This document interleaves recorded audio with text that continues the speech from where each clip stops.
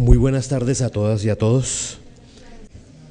Complacidísimo siempre estar en la universidad para ambientar todos estos temas que tienen que ver con el derecho penal y hoy particularmente el tema que corresponde a la justicia penal internacional y su futuro.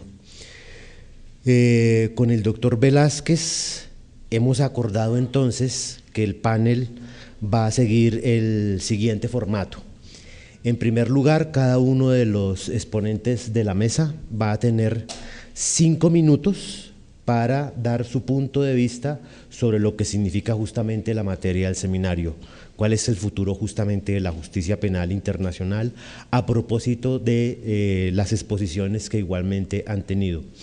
Con posterioridad vamos a hacer un panel de preguntas que van a tener 3 direcciones, entendiendo que cada uno va a dar su punto de vista sobre los siguientes aspectos. El primer punto va a corresponder a las tensiones entre la justicia penal internacional y las justicias domésticas. El segundo punto va a corresponder a este tema que tiene que ver con si el derecho penal internacional de alguna manera nos ha devuelto a configuraciones que se entenderían superadas por cuenta de los derechos penales domésticos, esto es, el problema de si hay un nuevo neopunitivismo interno a propósito del derecho penal internacional. Y en tercer lugar, la discusión girará en torno a qué hacer para preservar las garantías tan costosas en los derechos penales nacionales, sabiendo que existe efectivamente hoy una justicia penal internacional cuyo umbral de garantías resulta, o al menos parece serlo, más bajo que el que se ha acuñado en el derecho penal burgués. Empezamos entonces y para esos efectos, en primer lugar, le voy a dar la palabra al profesor Fernando Velázquez.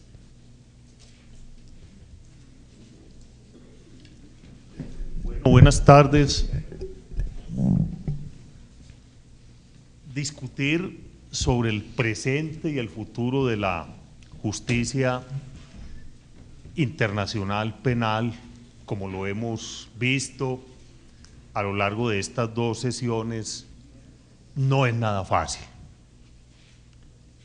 Y no es fácil porque se evidencia que tanto en el plano internacional como en el plano nacional enfrentamos una crisis del derecho penal, una profunda crisis del derecho penal. Y esa crisis del derecho penal, como lo diría Luigi Ferrajoli en su teoría del derecho y de la democracia, obra recientemente aparecida en lengua española, ha cambiado de manera dramática la cuestión criminal. La criminalidad actual no es la vieja criminalidad de subsistencia.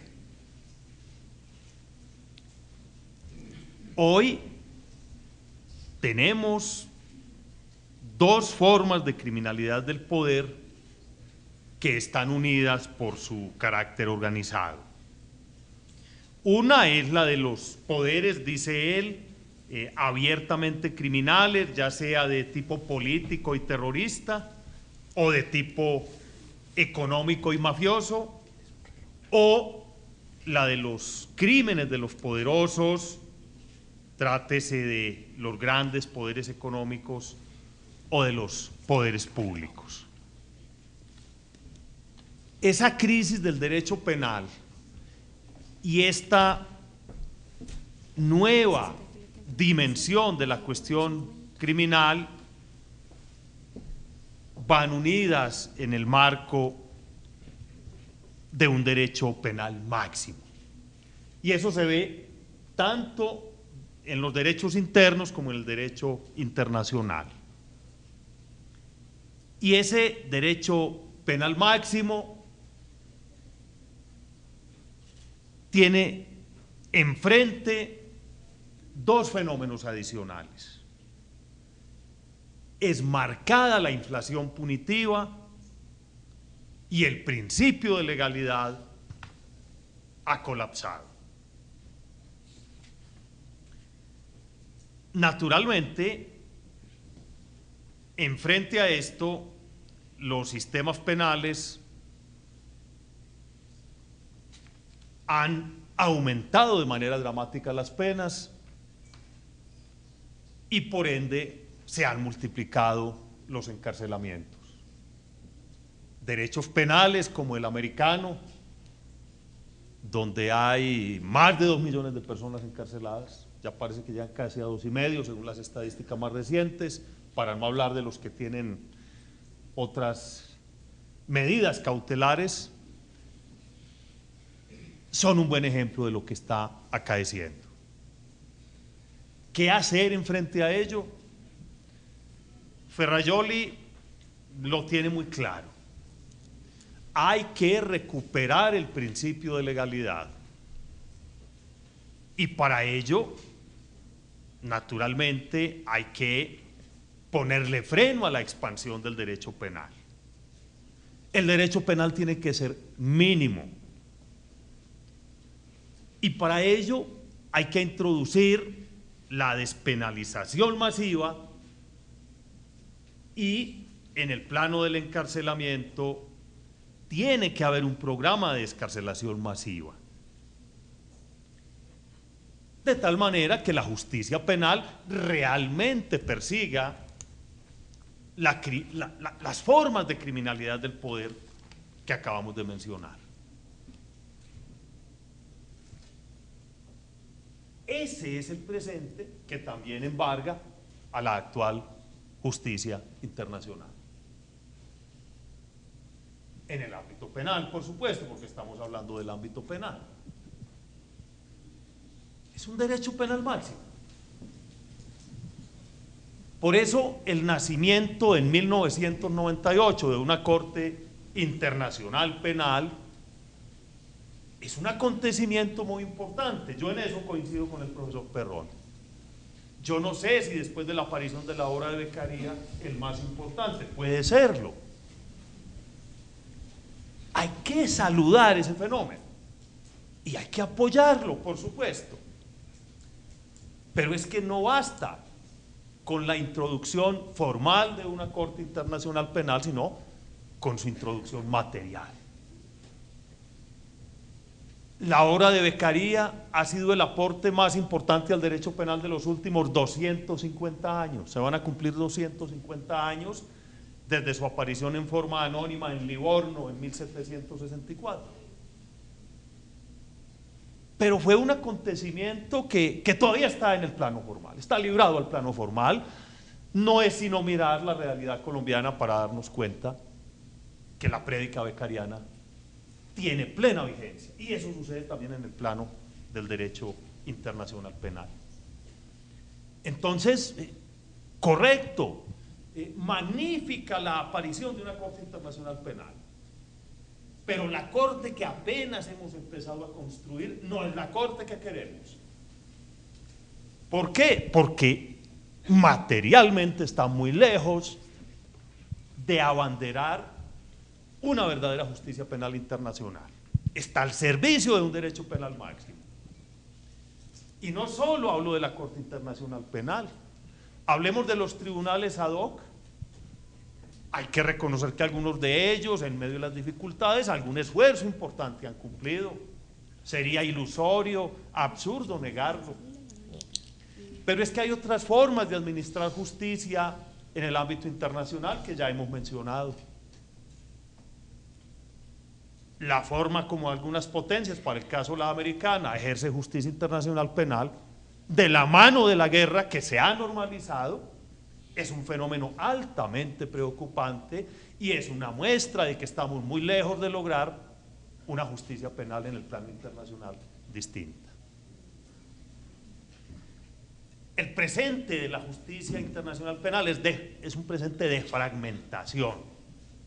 Es un presente de tribunales plurales, alguna investigación mostraba cómo hace 5 años se habían tenido 18 tribunales internacionales administrando justicia penal. Y estamos hablando de tribunales, no estamos hablando de la justicia penal de facto, que es la que más preocupa, de las vías de hecho. Entonces, ese es el presente. ¿Cuál el futuro? Bueno, el futuro va a depender de los rumbos que el poder planetario tome en las próximas décadas, de los rumbos que la economía planetaria adopte. En mi ponencia mostré y cité datos de lo que es hoy la situación planetaria en el plano económico, que francamente son estremecedores. ¿A qué aspiramos? ¿A qué debe aspirar el género humano?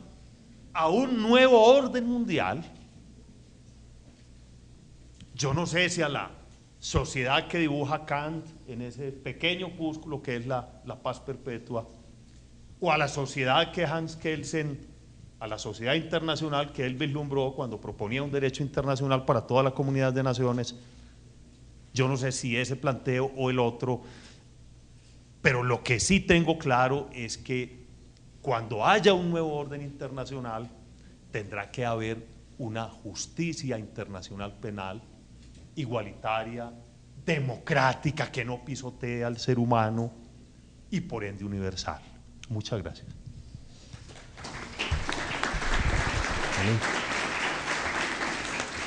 Seguimos con nuestras invitadas internacionales, doctora Alicia Gil. Bueno, pues yo quiero resumir brevemente mi visión del presente y el futuro del derecho penal internacional hablando de los avances, los retos y los peligros. Respecto de los avances, pues ya se ha comentado y yo estoy de acuerdo que el derecho penal internacional ha avanzado pasos de gigante en los últimos años, sobre todo con la aprobación del Estatuto de Roma. Creo que se ha pasado a un derecho penal internacional con garantías en el que se recogen pues, los principios básicos del derecho penal moderno. Se ha pasado, como vimos ayer, de exceptuar el principio de legalidad para estos tipos de crímenes, incluso en los convenios de derechos humanos, a reconocerlo expresamente en el Estatuto de Roma. Es cierto que con sus deficiencias, es cierto que no es el principio de legalidad que a nosotros nos gustaría, porque, por ejemplo, los tipos no están definidos con la suficiente taxatividad, pero hay que reconocer que en este ámbito es un paso de gigante y que luego, además, esa falta de taxatividad, etcétera, viene a intentar paliarse con el documento de los elementos de los crímenes. Lo mismo con la legalidad de las penas.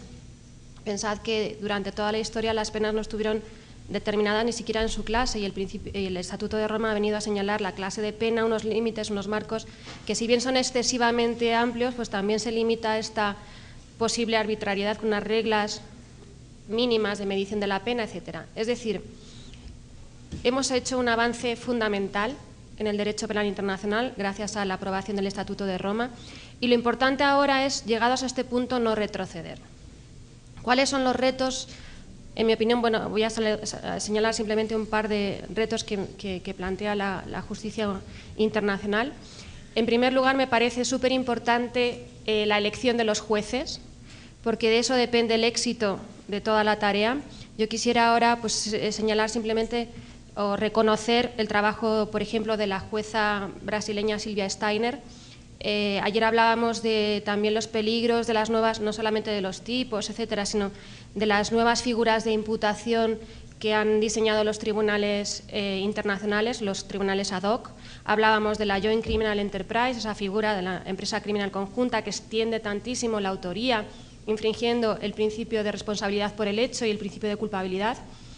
Pues bien, Silvia Steiner y su letrado Héctor Olásolo pues, han sido los artífices del destierro de esa figura que venía de la jurisprudencia de los tribunales ad hoc y que no han admitido dentro del ámbito del Estatuto de Roma, ¿no? Y esto es gracias a que es una jueza de carrera muy prestigiosa y una gran penalista. Es muy importante que para el puesto de jueces de la Corte se elijan personas pues, que tengan una trayectoria como jueces o que tengan una gran formación en el derecho penal, el procesal y el internacional, huyendo de las tentaciones a veces de promocionar gente pues, que son diplomáticos o que tienen un perfil político, con todo mi respeto a los diplomáticos, pero su labor es otra y no enjuiciar delitos. Por lo tanto, es el primer reto, ¿no? Y otro reto importante es efectivamente el de evitar una politización en la elección de los casos. Esto es un reto que, digamos, en él radica el prestigio de la Corte en un futuro. ¿Peligros actuales? Bueno, pues los peligros, como ya hemos dicho, es el retroceder una vez llegados a este punto. Y yo creo que ese peligro de retroceder hoy por hoy se ve sobre todo en el ámbito interno, en los tribunales nacionales que en muchas ocasiones para hacer frente a crímenes del pasado tienden o caen en la tentación de recurrir a un derecho penal internacional sin garantías anterior a lo que prevé el Estatuto de Roma, un derecho penal de excepción para asegurar la punición y evitar los obstáculos o los límites al ius puniendi. Yo creo que es preferible siempre, para castigar estos crímenes del pasado, pues hacer uso del derecho penal común y con todas las garantías del acusado. Y si no es posible, por ejemplo, porque los hechos que se quieren enjuiciar sucedieron hace 40 años, como sucede en muchos países, pues hay simplemente que reconocer que después de 40 años la pena no cumple sus fines y, por lo tanto, pues habrá que buscar otras formas de justicia de transición y otras formas de reparar a las víctimas y otras formas de solucionar el conflicto, ¿no?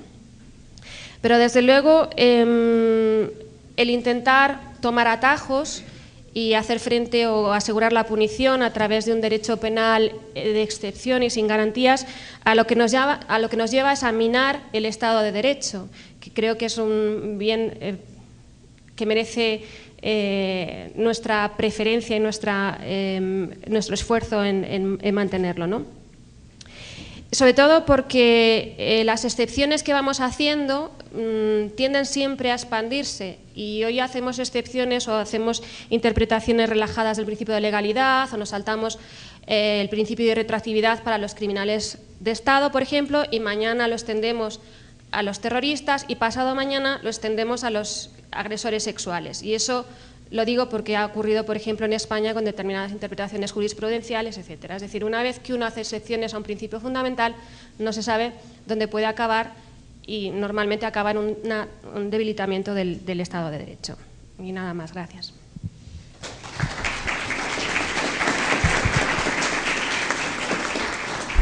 Muchas gracias, profesora Gil. Le damos entonces ahora la palabra a la profesora Yamila Faruqui Gómez. Muchas gracias.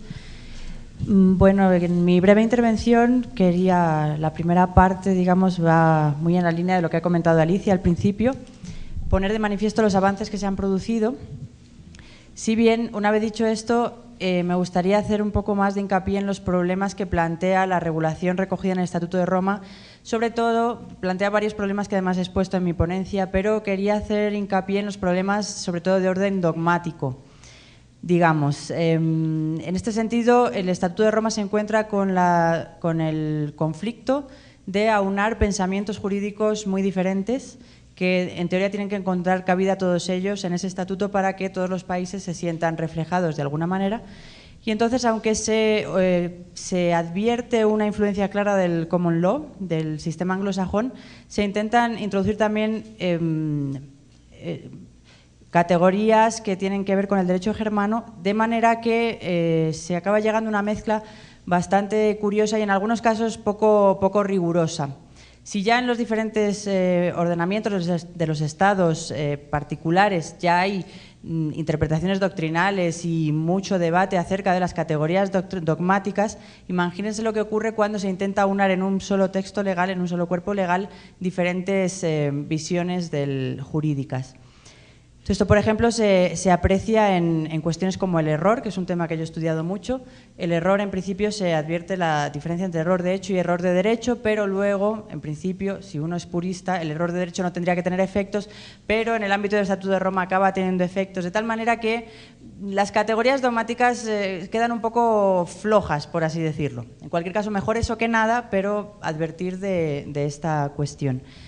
Hacer también una referencia que ya han hecho algunos miembros de la mesa, la técnica legislativa. Efectivamente no es la mejor, al menos tenemos ya unos tipos penales, pero el principio de legalidad efectivamente queda bastante en entredicho en la configuración de los tipos penales, tanto por su amplitud como por la técnica legislativa de la remisión, etcétera.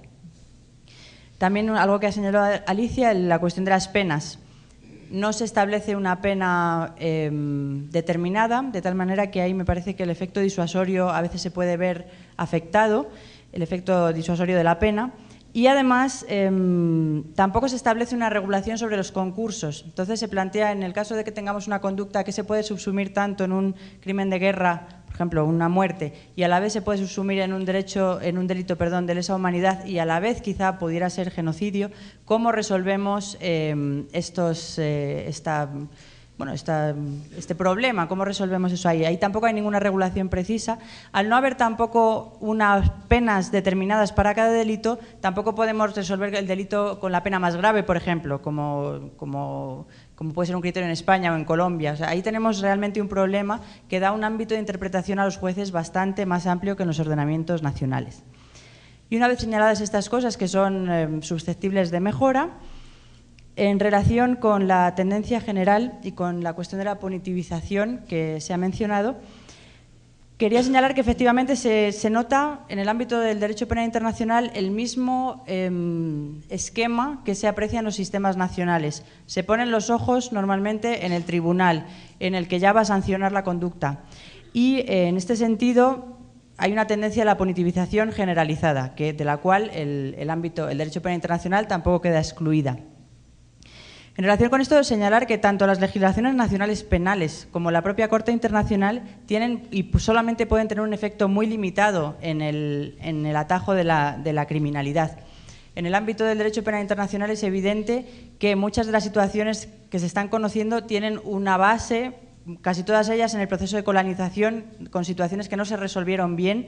El caso, por ejemplo, de Palestina e Israel es un caso flagrante, igual que ha ocurrido en Afganistán, etcétera, etcétera. Hay supuestos en los cuales, por mucho que tengamos una Corte Penal Internacional, por mucho que las normas recogidas en ella sean estupendas y se correspondan con todos los principios posibles, esas situaciones se tienen que resolver desde la base. No, son decisiones políticas, esas situaciones se tienen que resolver. Y entonces, digamos, tendremos una Corte Penal Internacional que nos sirva para algún supuesto concreto y en el cual pueda ser operativa, pero no es la panacea ni es la solución a todos los problemas. Simplemente es una pieza más, la última, de un engranaje que tiene que empezar a funcionar, desde luego, mucho más desde abajo. Y con esto termino. Gracias.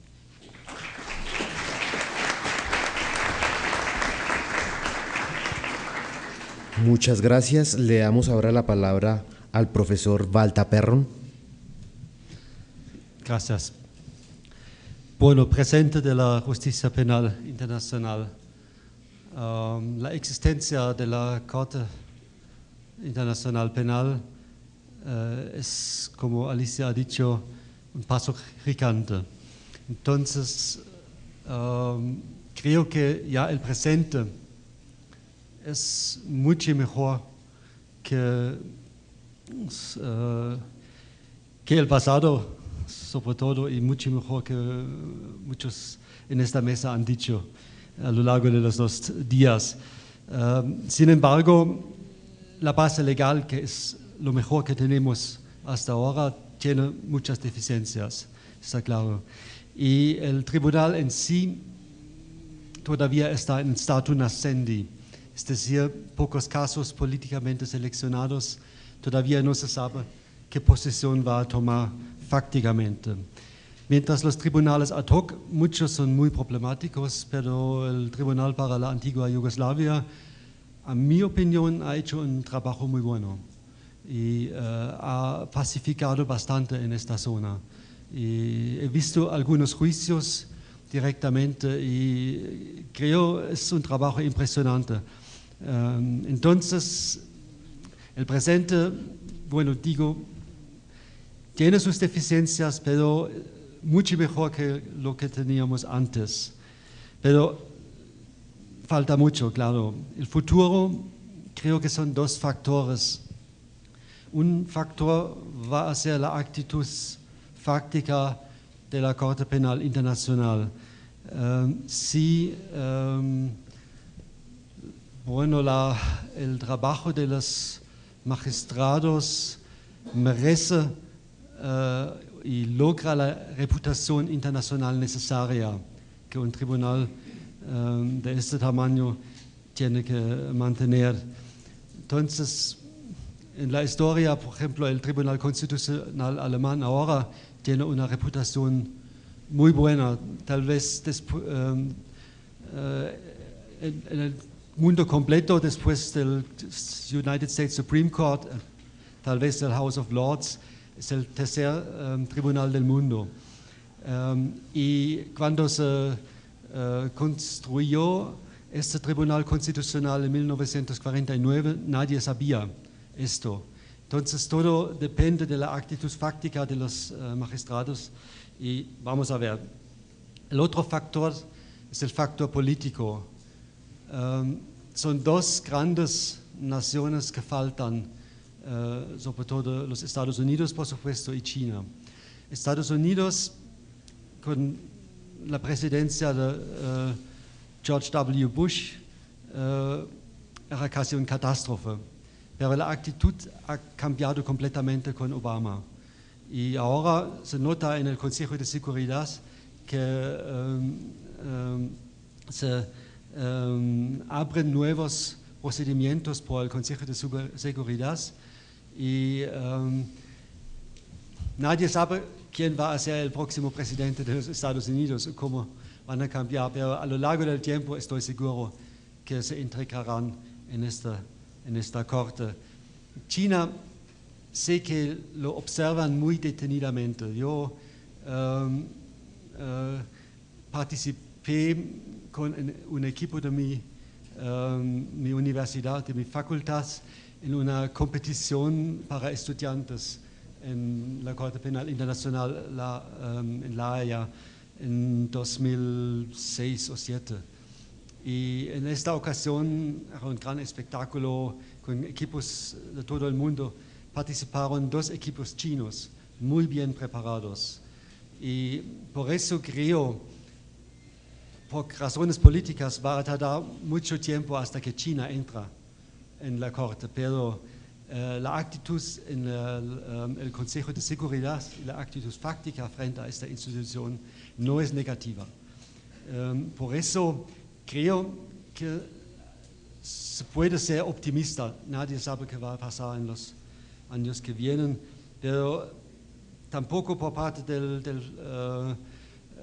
factor político tenemos razón por un pesimismo. Antes nadie hubiera creído que durante tan corto plazo la ratificación se realizará. Y ahora no sé cuántas naciones, 116 ahora, es un éxito tremendo. Entonces creo que eso está en un camino bueno. Y lo que Oscar ha dicho, las tensiones entre la jurisprudencia internacional y la doméstica, en Europa lo tenemos desde hace muchos años y tenemos muchas tensiones, por ejemplo, entre nuestro Tribunal Constitucional, el Tribunal Europeo de Derechos Humanos y la Corte Europea de Justicia. Y podemos vivir con esto. Todavía vivimos y no fracasamos. Entonces, yo no creo que estas tensiones son insuperables y si en algún momento hay una contradicción, eso es la vida cotidiana de un jurista. Si tienes 2 juristas, tienes por lo menos 3 opiniones diferentes. Por eso, en total, para el futuro yo soy optimista. Gracias.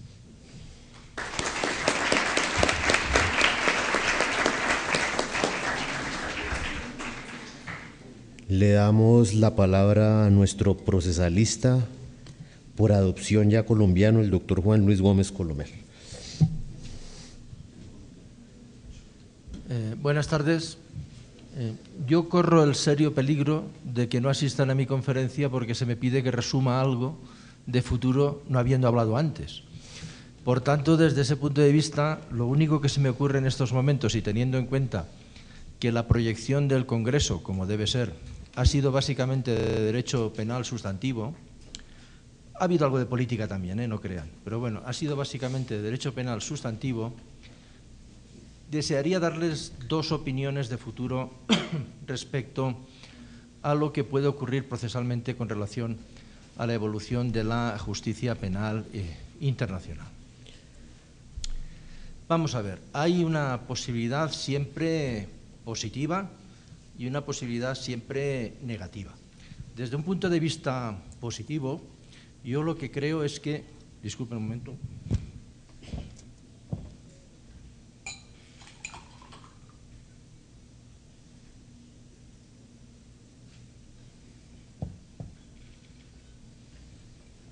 Es que me ha sentado un poco mal la comida, disculpen. Lo que yo creo que desde un punto de vista, pero no impedirá que hable, eso es mi profesión, no se preocupen por eso.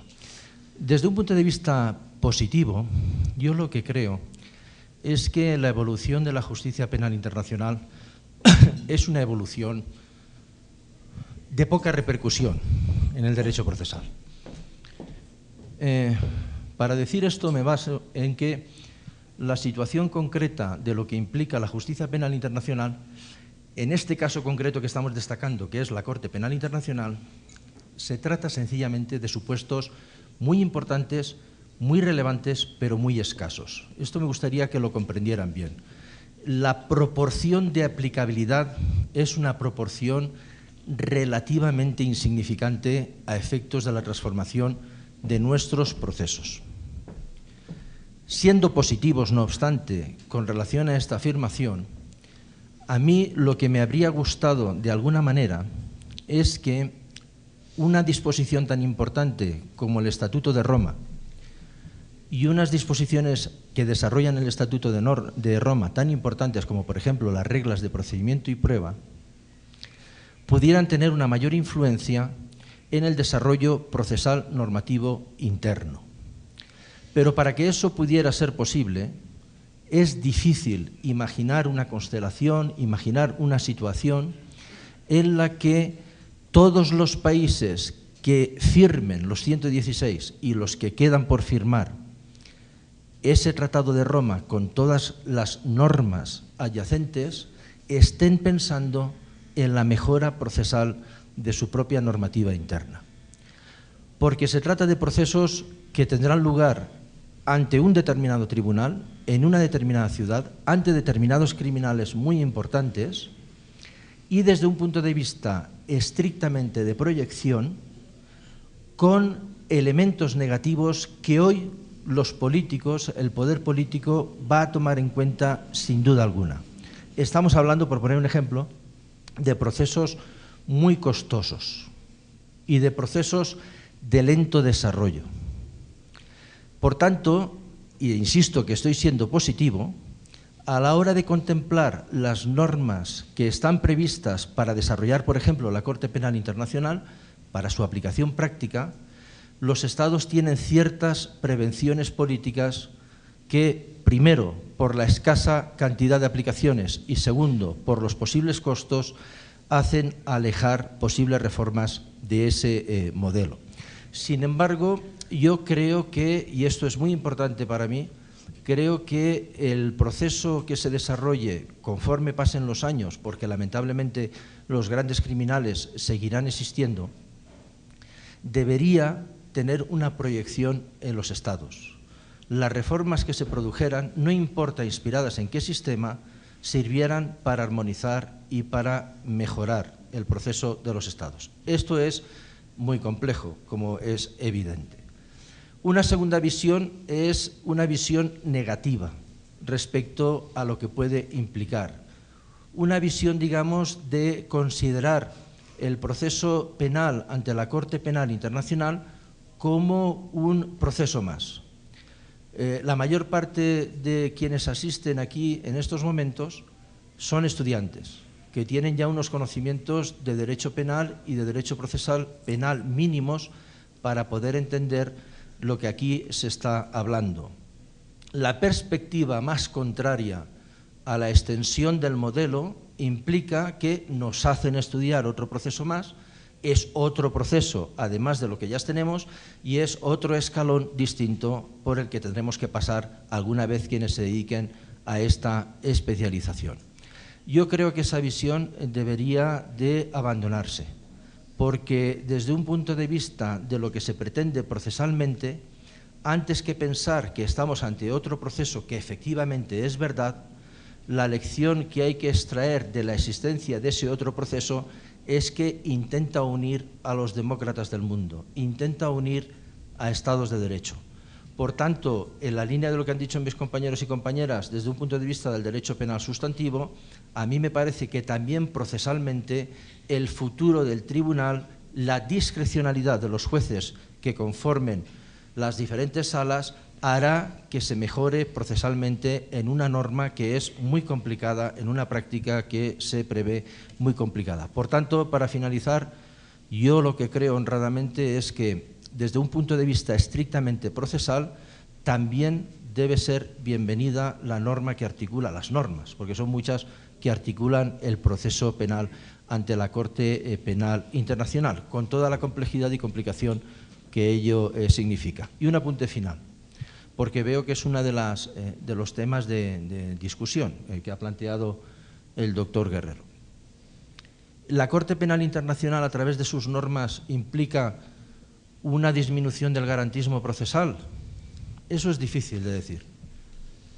A mí me cuesta mucho admitir que el hecho de que no exista un reconocimiento expreso de una garantía concreta al mismo nivel como lo tenemos en nuestros países, Colombia incluido, con declaraciones constitucionales explícitas, pienso en su larguísimo artículo constitucional del proceso debido, por ejemplo, no implica en absoluto que no tenga un espacio en la práctica de ese tribunal. Y esto es muy importante, porque cuantas más prácticas internacionales tengamos de procesos penales garantistas, más difícil será internamente aprobar normas en donde el garantismo palmariamente se demuestre que está en regresión. Claro, ustedes dirán, pero la Patriot Act demuestra lo contrario, y yo les contestaré, pero es que Estados Unidos, como se acaba de decir, no está todavía en esa línea. Pero desde un punto de vista de la realidad, a mí me parece algo evidente. Yo creo además que el caso Milosevic demostró de una manera, y el comportamiento del tribunal respecto a su deseo de autodefenderse, demostró una práctica exquisita de garantismo procesal con relación al derecho a la defensa técnica y al derecho a la autodefensa. Pero necesitamos más prácticas. Gracias.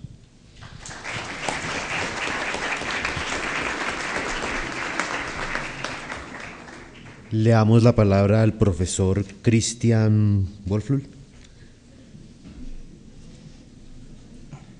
Bueno, muy buenas tardes a todas, a todos, de nuevo. De un lado y de cara al presente, yo creo que el análisis debe erigirse en el marco de la evolución. Estamos hablando de un derecho penal internacional cuya carta de nacimiento, bueno, con la discusión que pueda haber, la encontraríamos en Nuremberg. Es decir, el marco de la actualidad nos invita a reflexionar conforme a la evolución que ha habido y al tiempo pues de ebullición que ha tenido esta parcela jurídica. En esa medida, el presente, digamos, es más alentador, a mi modo de ver, que desalentador. Desde luego pasamos de los primeros tribunales ex post facto a un tribunal ex ante, vertido por acuerdo de los estados, de carácter permanente. Pasamos de procesos de única instancia, sin posibilidad de apelar, con pena de muerte, a procesos en los cuales se debaten las decisiones en el marco de competencias de diferentes jueces que actúan en uno u otro escenario. Reiterando lo que en precedencia también se dijo, hemos pasado de unos conceptos extensivos de autor, pasando por los criterios subjetivos con la tristemente célebre Joint Criminal Enterprise 1, 2 y 3, para llegar ahora, aunque no ha habido la primera sentencia, pero sí múltiples decisiones del dominio del hecho, sistematizado, como todos sabemos, por Belzel. Entonces, digamos que en el marco de la evolución hay cosas verdaderamente plausibles. El establecimiento de un sistema de fuentes en el artículo 21 que decanta como derecho obligatorio, en primer lugar, el Estatuto de Roma, es decir, un referente que marca unas fuentes obligatorias y facultativas muy claras. La expresa consagración de un principio de legalidad con las, por supuesto, discusiones que pueda regentar, pero de manera expresa lo previene el Estatuto. Entonces, esa primera línea, frente a lo que uno podría hablar de cara al presente, de una ciencia penal internacional que considero es todavía joven como la mayoría de los que estamos acá, si no todos, pues es claro que hay que hacer análisis del presente en el marco de esa realidad. Dos, esa realidad también lleva a algo que también han dicho todos. Un tribunal suele ser mejor en la medida en que los jueces sean mejores. Hay un estudio reciente de Oxford University Press del año 2010 que hace un análisis de la designación de todos los jueces en tribunales internacionales. Hace un énfasis concreto en la Corte Penal Internacional y también subraya el grado de politización que ha habido en su designación. Y digamos, es un común denominador, aquí se ha planteado esa falencia. Legitimidad. El mayor problema de un tribunal, y en este caso penal internacional, es la legitimidad. Hay un punto a favor de la legitimidad. Hay una comunidad de naciones de 116 que voluntariamente han decidido acogerse a las reglas que previene el múltiples veces mencionado estatuto. La legitimidad, por supuesto, se gana también con las actuaciones. ¿Cómo opera? ¿Cómo ir a operar? Por supuesto que se trata de un sistema residual, no puede convertirse en una tercera instancia, no es tampoco un tribunal de derechos humanos que revisa y se encarga de pulir los sistemas jurídicos domésticos, sino es un sistema, por supuesto, de última ratio, que en la medida en que mejor se acomode y esté conforme a esos núcleos básicos y liberales del derecho penal, pues será mucho mejor. El problema de legitimidad, entonces, es el que en el presente y en el futuro va a demarcar cuál va a ser la percepción internacional al respecto. ¿Qué esperamos de una Corte Penal Internacional? Pues que transite por el camino, por supuesto, del respeto de las garantías fundamentales, del respeto del debido proceso, de un derecho penal mínimo, por supuesto, no de un derecho penal máximo. El futuro nos dirá, en cierta medida, cómo ocurre ello.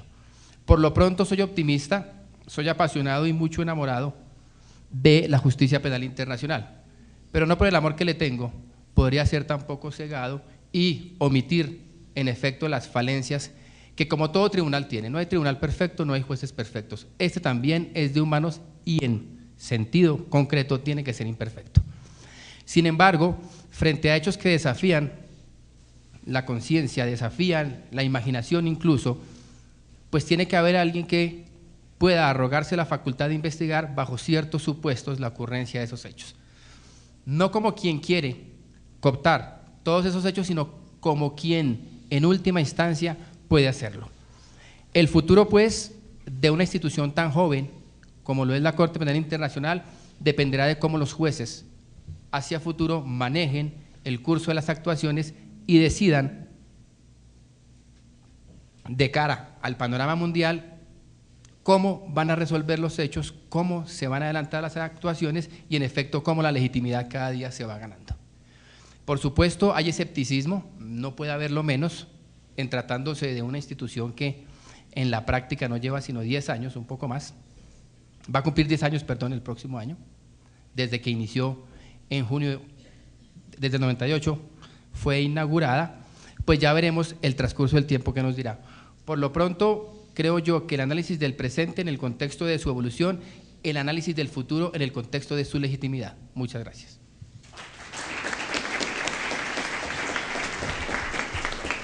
Doctor Posada. Muy buenas tardes. Yo sí soy muy escéptico, a diferencia de todos. No dejo de reconocer que ha sido un gran avance en términos jurídicos internacionales y no desdigo lo que han dicho mis copanelistas. Sin embargo, creo que a pesar de los 10 años y naturalmente a pesar de ser un tribunal naciente, los obstáculos de todo orden de la CPI son muy complejos y de distinto orden. Los obstáculos políticos son enormes, es un tribunal político, la misma designación de sus jueces es política y yo no creo que eso vaya a cambiar, seguirán siendo diplomáticos y no juristas. Algunos serán juristas, pero no todos, y no lo que se requiere, digamos, para que alcance los niveles del tribunal de Yugoslavia. Entonces, claro, ese es un problema mayúsculo. En términos políticos, la legitimidad, pero es que la legitimidad no solo es un problema de decisiones, como decía el profesor Wolfhügel, también es un problema de apariencias, y cuando la comunidad a veces tiene la sensación de que la intervención, por ejemplo, en Libia se debió para propiciar el derrocamiento de Gaddafi y no por los crímenes en sí mismos, es que la legitimidad es una cuestión muy voluble. Entonces, digamos que no deja de haber problemas políticos serios. Es decir, muchas personas todavía consideran que la CPI es un títere o se convierte en un títere de las Naciones Unidas. Si es que podemos hacer esa afirmación y es que le damos peso a las Naciones Unidas, que también es uno de los grandes hitos históricos y ya vimos cómo operó en la guerra de Irak. Entonces, en términos políticos tiene problemas serios, ni digamos en términos económicos. En tema económico de la Corte es evidente. La carencia de recursos por lo costoso de los procesos es evidente, y entonces es un tema político buscar patrocinadores ad hoc para los casos. En el tema jurídico ni hablemos. En primer lugar, el tema de la eficacia. Naturalmente uno no puede juzgar la eficacia de la Corte como juzga la eficacia de los tribunales ad hoc. Los tribunales ad hoc tienen un ámbito muy limitado, algunos muy eficaces, otros simplemente perversos, pero este es el primer tribunal permanente y deberíamos revisar los parámetros de eficacia en su evaluación, pero se enfrenta a cuestiones jurídicas de gran envergadura y a discusiones que se han dado de manera muy tímida en los últimos tiempos. La revisión del estatuto, a mi juicio, no fue tan conveniente ni tan fructífera como debió haber sido. La definición del crimen de agresión sobre la base, digamos, de grandes oposiciones políticas, pues no ha sido lo suficientemente adecuada. Hay discusiones en el tapete enormes, como la tipificación como delitos internacionales del terrorismo y del narcotráfico. Digamos, hay temas que todavía la comunidad de naciones no ha decantado lo suficiente y que todavía siguen rondando, digamos, a la Corte. En términos de legitimidad, en términos jurídicos y en términos políticos, todavía tenemos el problema de la africanización del tribunal, pero no solamente la africanización, sino de pronto la suramericanización. Entonces no deja de ser, digamos, no deja de tener problemas complicados. Yo espero que lo supere y que logremos un tribunal permanente de verdad, con dientes, con capacidad, que no sea un tribunal burlado por órganos ni gobiernos ni por presidentes que, auspiciados por muchos gobiernos, a pesar de las órdenes de captura, se pasean de manera campante por todos los países. Entonces es muy difícil, y que no sea un tribunal que actúe arrastrado, sino que tenga un poco de iniciativa, con una fiscalía fortalecida, realmente fortalecida. Creo que el futuro es incierto, pero la principal tarea, por todo este tipo de limitaciones, si no las supera, y en caso de no superarlas, el futuro de la Corte de la CPI será un simbólico y será de trabajo, como diría un amigo mío, es un tribunal que mete mentiras, cañero, que presiona a los estados a través de su fiscal, a quien envían de embajador para hablar con los presidentes y que, bueno, genera unas sensaciones internas muy complicadas. Un estado, digamos, una corte que funcionará de manera preventiva y simbólica, con unos pequeños casos y no mucho más, y simplemente legitimada por el fantasma de ¿será que viene la Corte y nos interviene?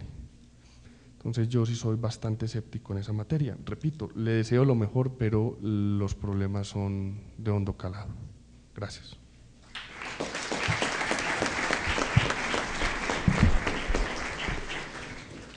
Bueno, muchas gracias a todos los panelistas, y ahora entonces, en la parte del formato del programa, quien quiera tomar la palabra para dar una discusión sobre estos puntos que quiero ambientar por lo demás. El primer punto corresponde a, dada la nacionalidad de nuestros invitados internacionales y lo que ha ocurrido en nuestro país, plantear el hecho de que han existido casos que de alguna manera resultan emblemáticos para la discusión del recurso de los derechos nacionales a el derecho internacional y a veces al derecho penal internacional para solucionar problemas de carácter interno que tienen algunos procesos que obviamente resultan complejos. En el caso alemán, quisiera referirme a el proceso sobre los disparos en el muro, con el cual se juzgaron y se investigaron antiguos miembros de la cúpula política de la República Democrática Alemana. En el caso español, seguramente lo habrán escuchado a propósito de la intervención de la profesora Alicia Gil, el caso Chilingo. En nuestro caso colombiano, pues parece que la moda que se ha ido imponiendo es que el recurso al derecho internacional de los derechos humanos y al derecho penal internacional permitiría solucionar problemas como el de la aplicación retroactiva de la ley penal. ¿Es esto legítimo, recurrir al derecho internacional de los derechos humanos, al derecho penal internacional en su caso, para resolver problemas que el derecho nacional con sus categorías y sus herramientas no permitiría?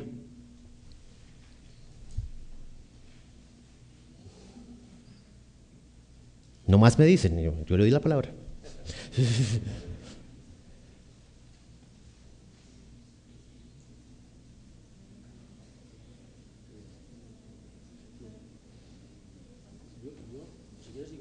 No, pues por favor. Pero no es tanto algo relacionado con la pregunta, aunque sí tiene que ver, sino con algo que se ha planteado durante estos días en las discusiones. Y es que a mí me parece que hay una perspectiva previa en la que los juristas o bien no caemos o no solemos caer, o bien no queremos caer. Y en todos los casos en los que se está planteando al nivel tratado aquí, se da. Es la perspectiva política. Es decir, qué fácil es para el legislador establecer una norma, como la de justicia y paz, en donde por ser ley obliga a su aplicación y por tanto intervenimos los juristas para resolver los problemas planteados por esa norma. Sin embargo, si estuviera previamente clara la cuestión política que está detrás de esa norma, los problemas procesales y penales posteriores serían mucho menores. La cuestión democrática es si esa norma tiene que existir, pero eso es análisis político, no es análisis jurídico.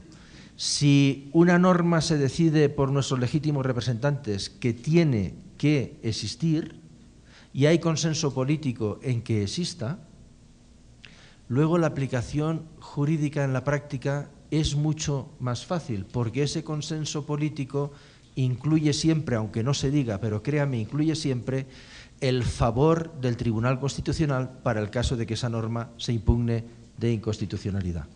Con lo cual, desde un punto de vista de la relación entre la justicia penal internacional y las justicias internas o domésticas, como has dicho, muchas veces requieren ese análisis previo que los juristas o no queremos hacer, o no hacemos, o no podemos hacer, que es el análisis político.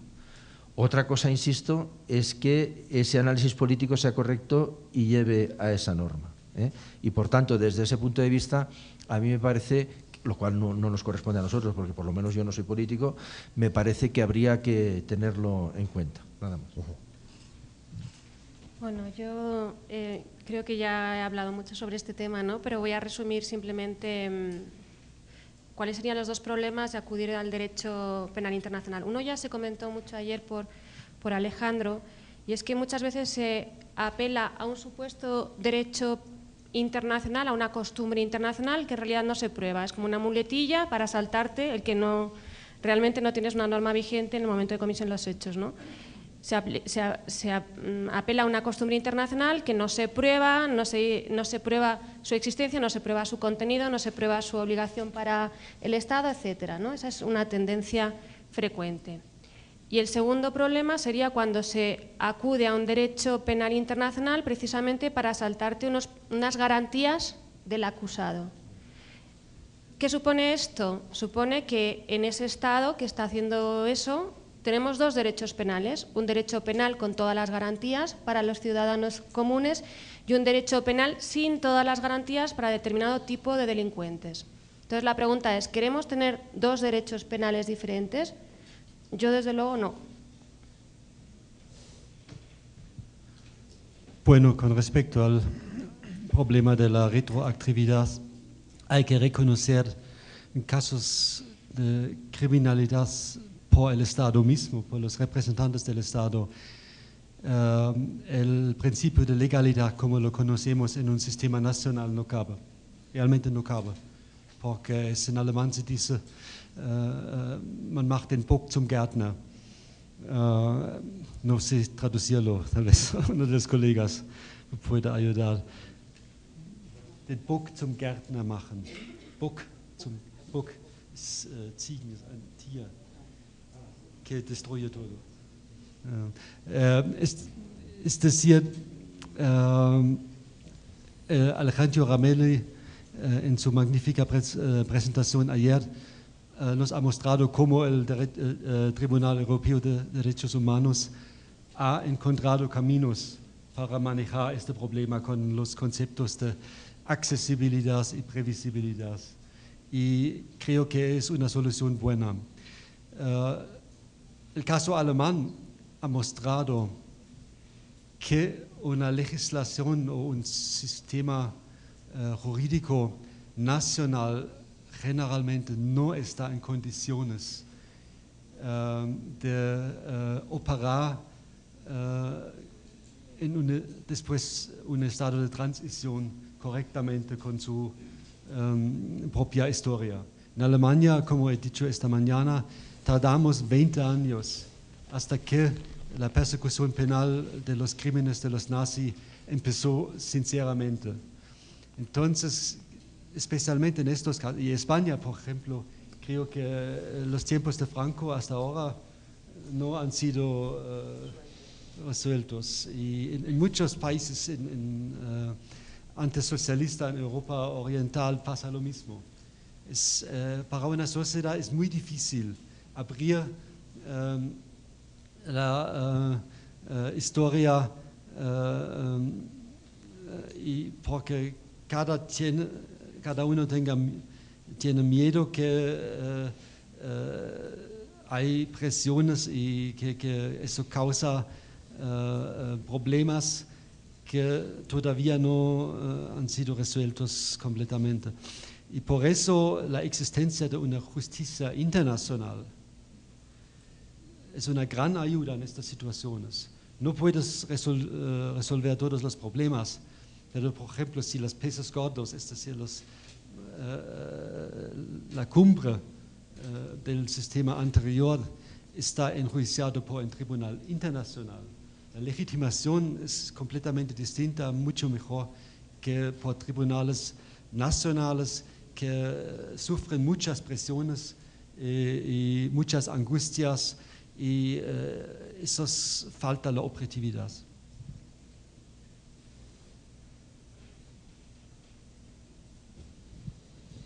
Bueno, esto entonces necesariamente nos llevaría a otra discusión.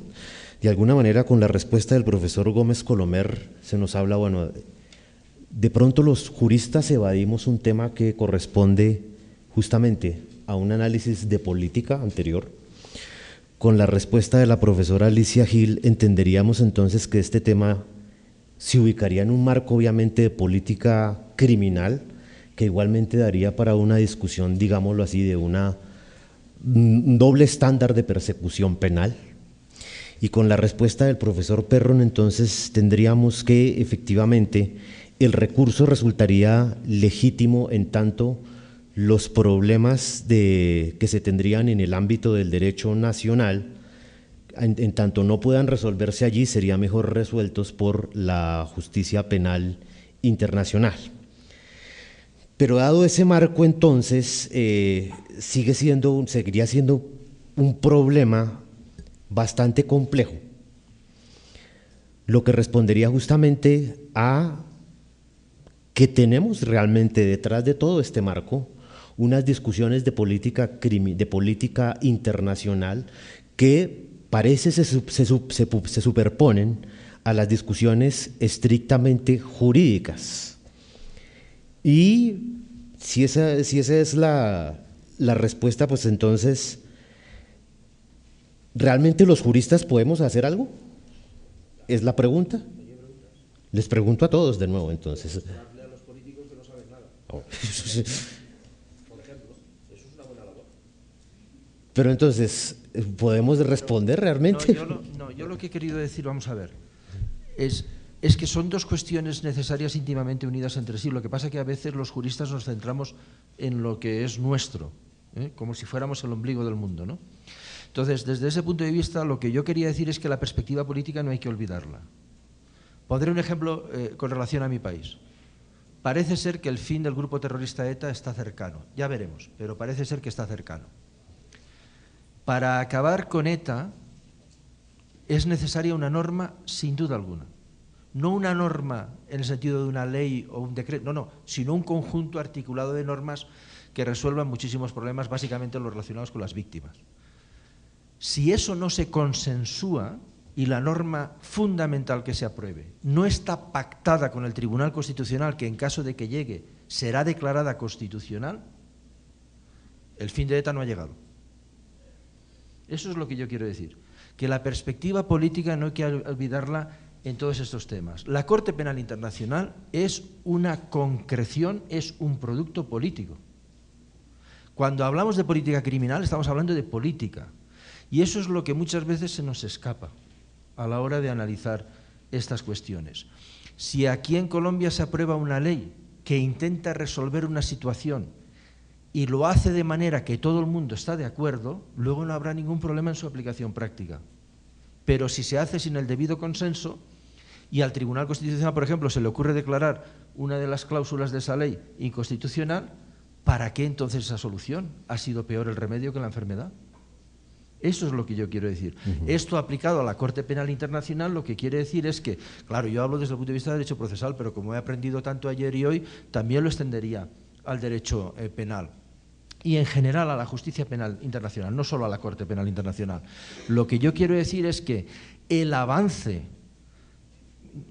aunque se sea un poco escéptico, que también cabe en esta materia, ¿no?, el avance de la Corte Penal Internacional requiere un grado de consenso y de convencimiento político entre todos los países absolutamente necesario para su éxito. Es lo único que quiero decir. No sé cómo se ponen de acuerdo 150 países, no lo sé. Porque, ya lo ha dicho el profesor Perrón, ¿no? 2 juristas, 3 opiniones. No sé cómo se ponen de acuerdo. Pero si no se ponen de acuerdo, fracasará. Eso es lo que yo quería decir con mi intervención anterior.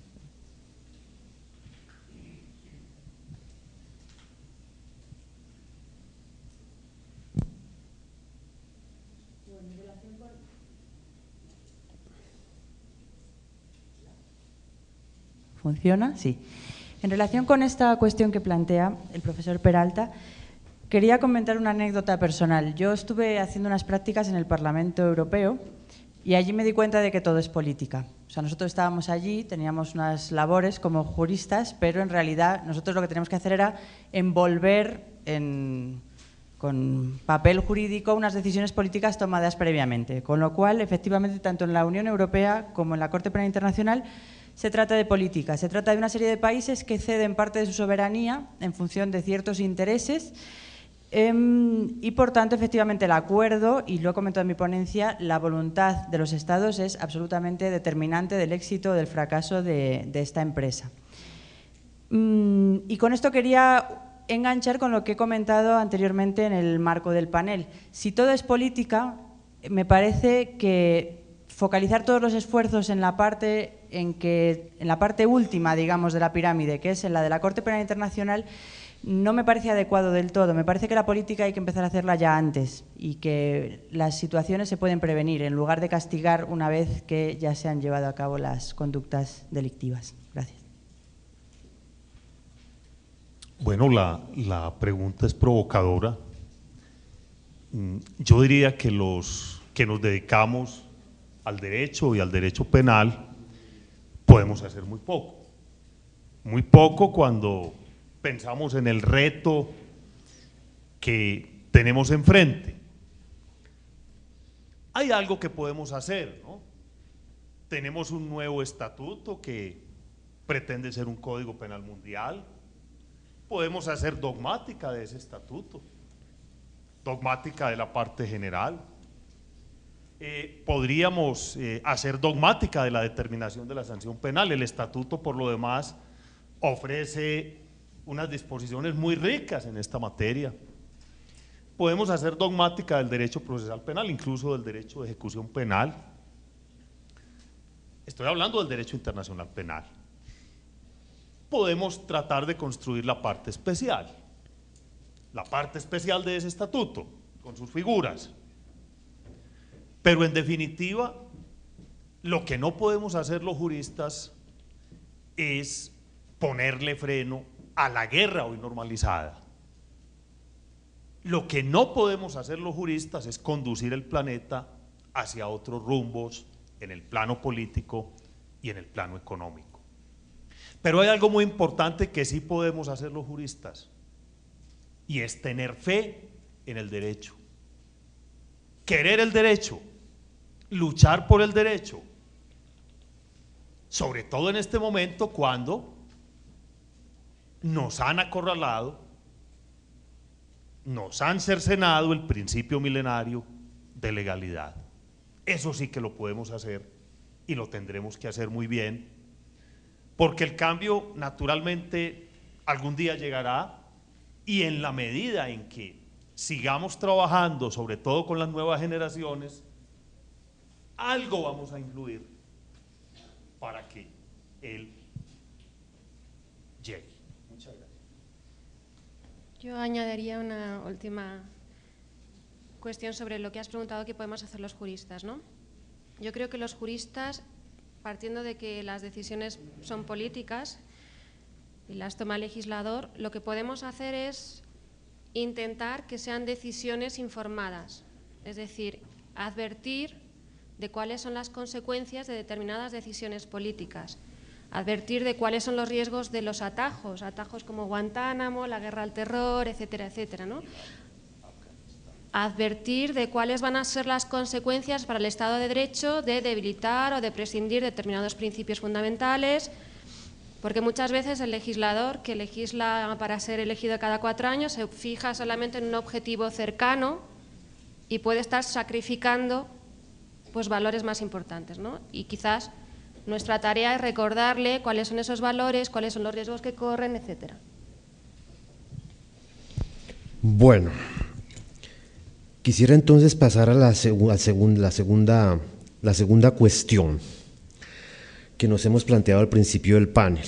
Esto es, ya el profesor Juan Luis Gómez Colomer adelantó algo en torno a la existencia de una justicia penal internacional que tiene un umbral de garantías que pudiésemos llamar, de pronto, resulta más bajo que el umbral de garantías que hemos elaborado desde el derecho penal burgués. Significa de alguna manera que estemos retornando de pronto a momentos ya superados de la historia del derecho penal. Esto anotando justamente las discusiones sobre temas como la negación de la prescripción, el tema tratado de la discusión sobre el principio de legalidad, entender, como lo dijo el profesor Balta Perrón en su conferencia, un poco una estructura bien diferente en lo que tiene que ver con la admisión de causales de justificación o causales de inculpabilidad dejadas únicamente a los jueces. ¿Qué podríamos decir entonces frente a esto? Realmente sí se está presentando, por lo pronto, un retorno a discusiones que pretendíamos ya superadas en materia de derecho penal.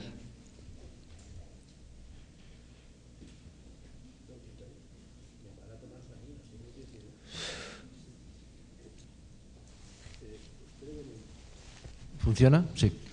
Brevemente, vamos a ver. Yo creo que tenemos que tener siempre una cierta perspectiva en el análisis a la hora de contemplar los instrumentos e instituciones internacionales puestos al servicio de la lucha contra la más grave criminalidad, ¿no? La de Estado.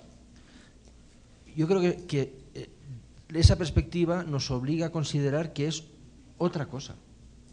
Es decir, que cuando se habla de derecho penal internacional estamos hablando de otro derecho penal, y cuando se habla de proceso penal internacional estamos hablando de otro proceso penal. Claro que se nutre de lo más avanzado, sobre todo en tema de garantismo, de los principales países del mundo, naturalmente, pero la perspectiva es otra. A mí me cuesta mucho admitir, a pesar de los grandes defectos procesales de las reglas y de las normas por las que se rige la Corte Penal Internacional u otras, a mí me cuesta mucho admitir que no sean garantistas esos tribunales.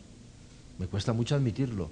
Entre otras razones, porque se trata de procesos en donde el principio de oralidad nos lleva al principio de audiencia pública y son jueces que se saben absolutamente controlados por millones de personas, con lo cual tienen que actuar mucho mejor que la mujer del César.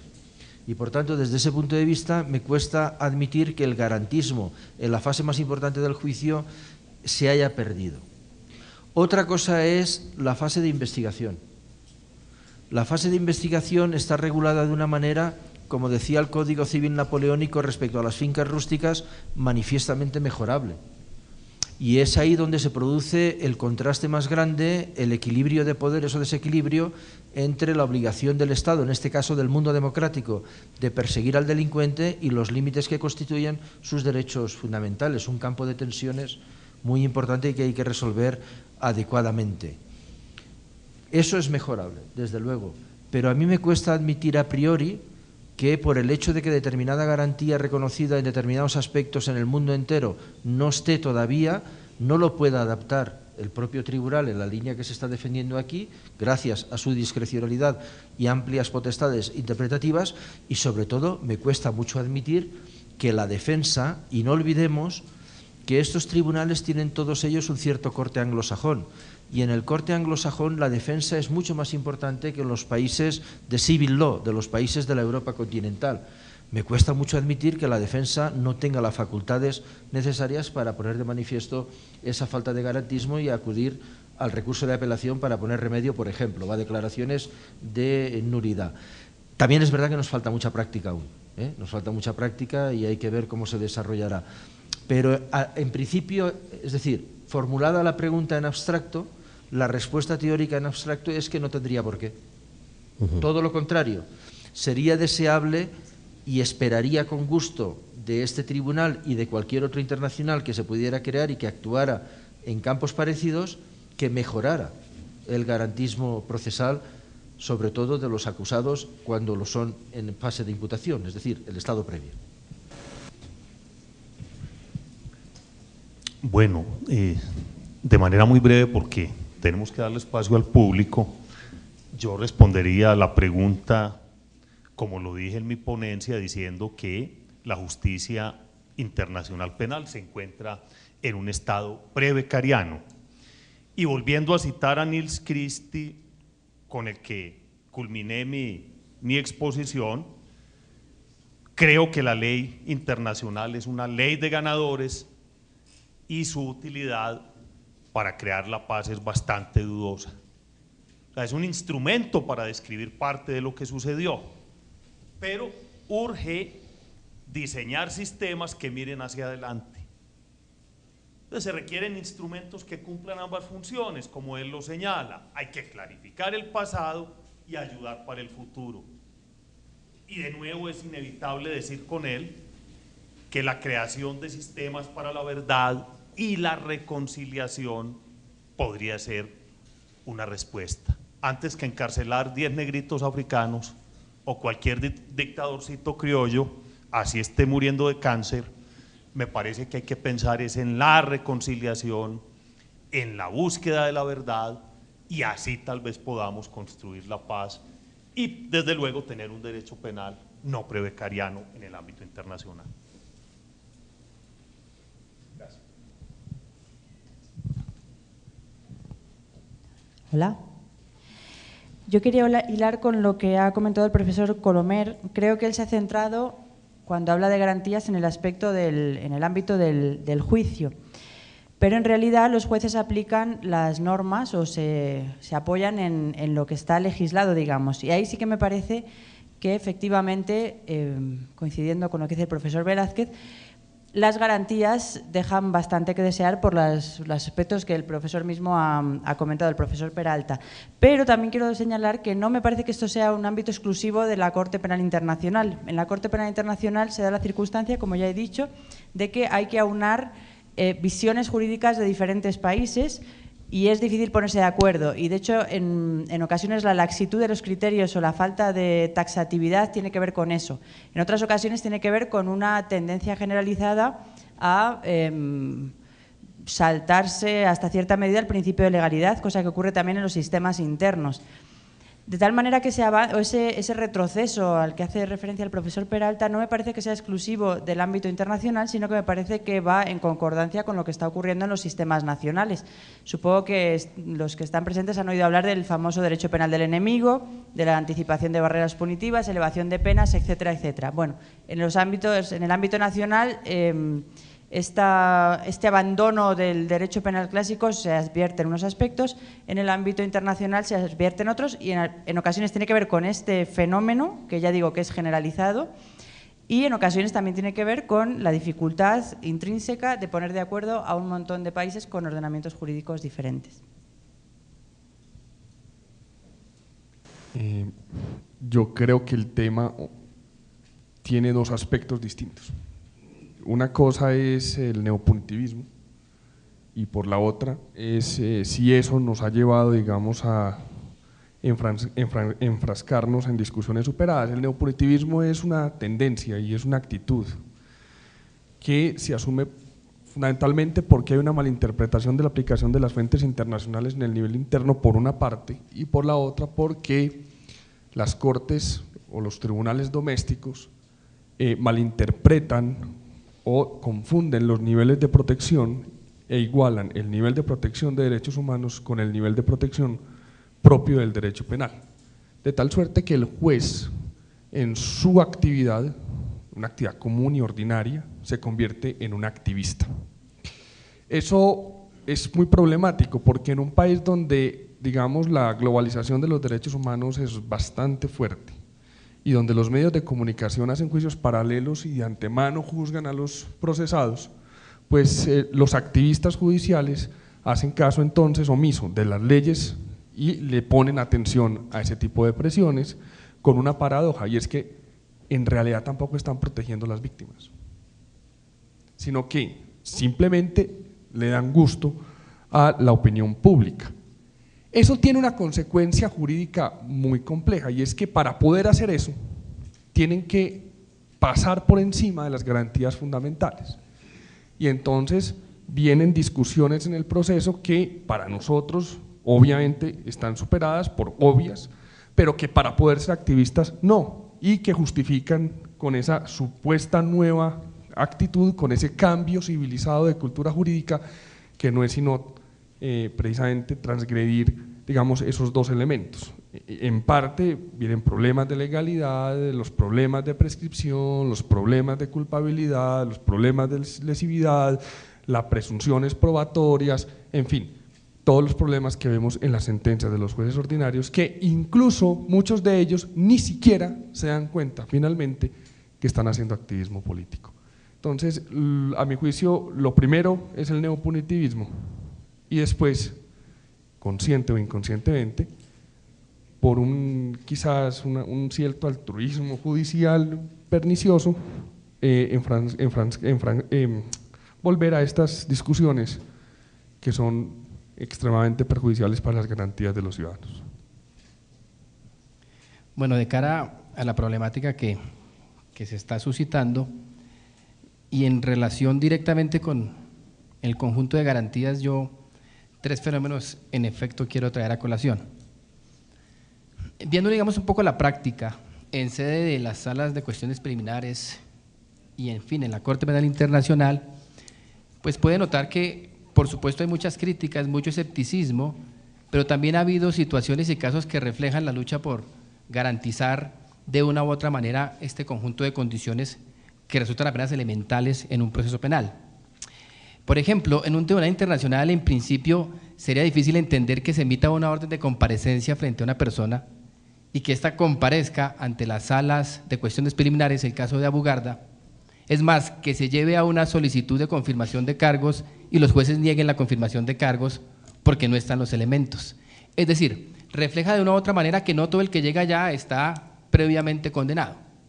Estoy sugiriendo un caso en concreto que demuestra que de una u otra forma ha habido la selección de algunos casos y de algunas personas que se ha invitado a comparecer y los jueces se han negado, de un lado, a emitir órdenes de arresto, más bien órdenes de comparecencia, y de otro lado, a no permitir que se formulen cargos en la medida en que probatoriamente no se satisface el umbral que decanta ese estado procesal. 2. De cara a un tribunal penal internacional también la discusión probatoria resulta muy llamativa. Que el caso Lubanga haya pasado lo que pasó, porque hay más de 200 evidencias que se ocultó por parte de la Fiscalía y que finalmente se llegara a descubrir en aras de garantizar un descubrimiento y que en efecto se pueda cumplir con ese juicio justo e imparcial, pues demuestra de alguna manera que se quiere luchar por ese tipo de garantías. Y algo muy particular, y acudiendo a lo que ahorita la doctora Yamila traía a colación, la experiencia personal. Este año, estando yo en la Corte Penal Internacional viendo el juicio contra Katanga, bueno, me formulaba esas mismas preguntas. ¿Qué imparcialidad? ¿Qué independencia?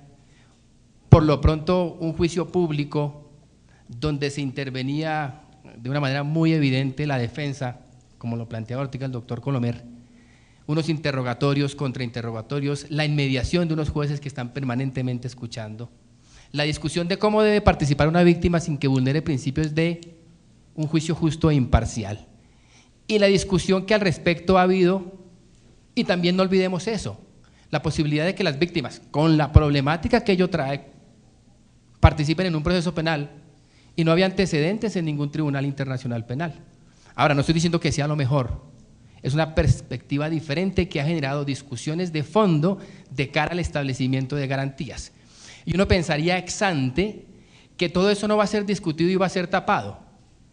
Y vemos en efecto cómo pues, hay personas que se han presentado, no se han confirmado cargos, no se ha permitido el ocultamiento de pruebas, se ha limitado la participación de víctimas en la medida en que no afecten esos referentes.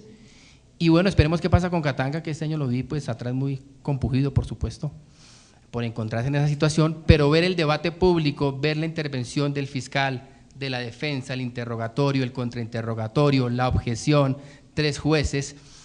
Por supuesto, en principio eso no es garantía de mucho, pero es el principio de algo que pueda apuntar, más allá de un escepticismo, hombre, a esperar cosas buenas.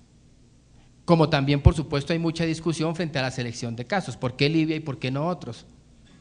Porque Estados Unidos no es parte del Estatuto de Roma y se ha dado 2 votos favorables para que se abran investigaciones, Darfur y Libia. Por supuesto, el componente político pasa. Pero los 2 referentes, el político y el jurídico, por supuesto, tienen su propio cariz y su propio análisis. Pero lo que yo entreveo es que de una u otra manera, que un juez se pare y diga, es que aquí tiene que descubrirse la prueba. Aquí la prueba exculpatoria no me la pueden dejar por encima de la defensa, eso es alguna buena señal. Que lleguen a acusar a alguien y los jueces digan, no, a Abugarda no les voy a confirmar los cargos porque no hay los elementos de juicio para ello. Es un buen indicio, como hay otros tantos que también pueden ser malos. Entonces digamos que en ese panorama lo que yo simplemente quería ofrecer es un poco desde la perspectiva de ese decurso que en un corto lapso hemos visto, puede subrayar de una u otra manera la lucha, no solo por poner fin a la impunidad, que también puede ser un discurso complejo, sino por el otro, el conjunto de garantías que ningún ser humano puede perder, por más que sea el juicio más internacional de que se trate. Eso era lo que quería advertir. Bueno, vamos a darle entonces curso a las preguntas del público. Quien quiera formular un interrogante, dice a quién se lo dirige, por favor. Sí, doctor.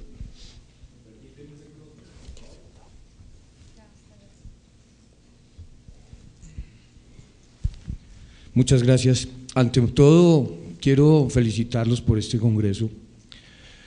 Yo soy una de las personas que viene como litigante del sistema penal acusatorio y atendiendo esa necesidad que tenemos todos los litigantes de conocer más sobre el futuro de la Corte Penal Internacional y lo que nos deparará. Lo que encontró yo después de este panel tan interesante que he visto desarrollar frente a las preguntas del panelista, obviamente, es que se desconoce realmente por parte del derecho interno de nuestros jueces. Excúseme, doctor, es la pregunta concreta para los panelistas. Muchas gracias, eso trato. Y la pregunta concreta es para ponerla en ambiente, ¿no? Porque nosotros estamos todo el tiempo, todos los días, frente a los jueces de controles de garantía, a los jueces, a los tribunales, y encontramos que muchos de los jueces ni siquiera reconocen el Estatuto de Roma. Y estoy de acuerdo con el doctor que informa sobre el derecho procesal, porque realmente nosotros no tenemos un escenario y es muy poco lo que colabora esa expectativa de la Corte Penal Internacional frente al desarrollo del derecho procesal. En eso estoy plenamente de acuerdo. ¿Cuál sería entonces para todos ese futuro de la Corte Penal Internacional cuando, frente a la ignorancia de muchos de los actores del derecho penal en Colombia, serían los escenarios para, por ejemplo, personas que están siendo juzgadas hoy militares, donde se les han levantado todas las posibilidades frente a la prescripción en los delitos, por ejemplo, de Palacio de Justicia, o en los casos de chuzadas del DAS, o en los casos mismos del presidente Uribe, donde ya hay denuncias en Washington de algunos sectores para llevarlos a Corte Penal Internacional. Gracias. ¿Quién quiere responder?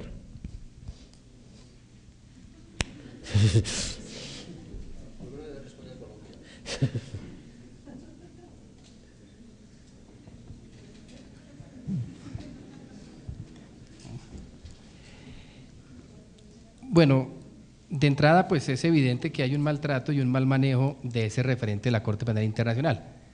Ya advertíamos ayer como en Palo Quemado, pues las oficinas y los abogados ofrecen sus servicios ante la Corte Penal Internacional, con toga y todo incluido.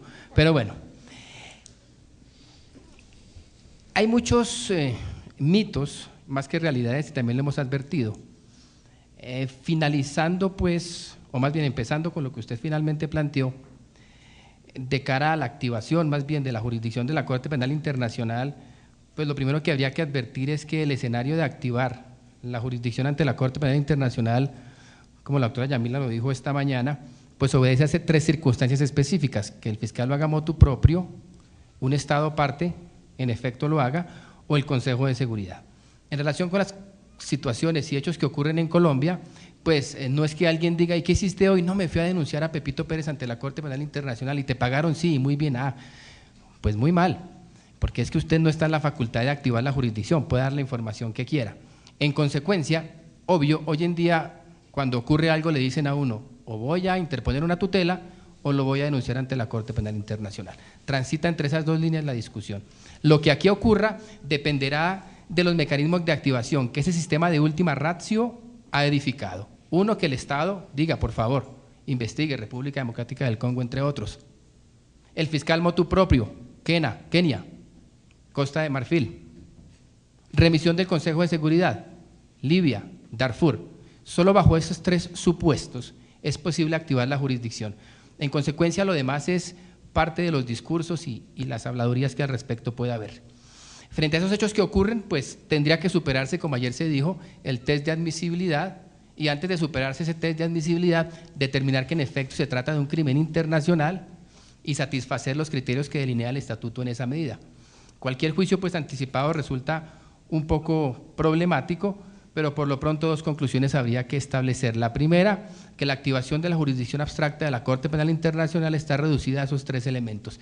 Y la segunda, que la Corte no es un órgano de tercera instancia, no es un tribunal que corrige imperfecciones de los sistemas jurídicos domésticos, sino que actúa complementariamente a condición de que se supere un test de admisibilidad muy estricto para la investigación de crímenes nucleares. Ese, digamos, sería el colofón frente a la inquietud que usted plantea. ¿Alguna otra pregunta? Sí, doctor.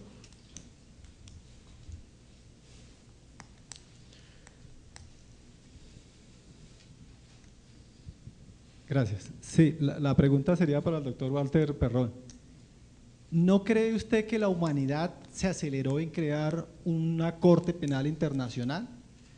¿No creería usted mejor que se hubieran intentado unos tribunales penales continentales para efectos de pronto evitar todas estas falencias que hemos observado en principio de legalidad, en imparcialidad, en todos esos aspectos políticos que tiene este tribunal?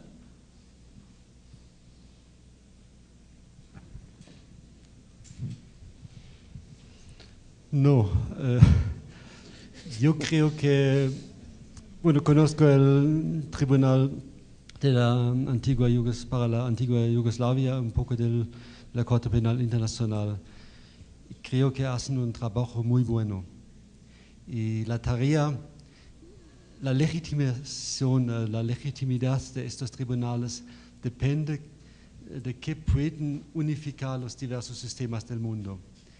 Y los sistemas anglosajones, con respecto a las garantías procesales, son más sensibles. Y por eso el elemento anglosajón ha introducido en los procedimientos ante el Tribunal para la antigua Yugoslavia un clima de fair trial, de un debido proceso que tampoco en Alemania conocemos. Este tipo de proceso es muy costoso y cuesta mucho tiempo y mucho dinero. Y por ejemplo, los abogados de defensa, para obtener la admisión a este tribunal, tienen que pasar un examen y pruebas de sus facultades tremendo. El nivel es sumamente alto, tanto por parte de los jueces como por parte de los abogados defensores, como por parte del fiscal. Y eso es debido a la mezcla de los sistemas. Entonces, esta mezcla crea a un lado bastantes problemas, pero al otro lado garantiza que si ocurre un problema hay soluciones de varios sistemas y estos tribunales desarrollan una dinámica interna tremenda. Yo conozco muy bien los amigos de mi facultad que son magistrados del Tribunal Constitucional Alemán, conozco muy bien un magistrado del Tribunal Europeo de Derechos Humanos y mi maestro era magistrado del Tribunal de la antigua Yugoslavia y todos cuentan lo mismo. Si por ejemplo un juez flojo, un diplomata entra en estos tribunales, no tiene ninguna oportunidad de influir en las decisiones, porque en las discusiones internas son los buenos juristas que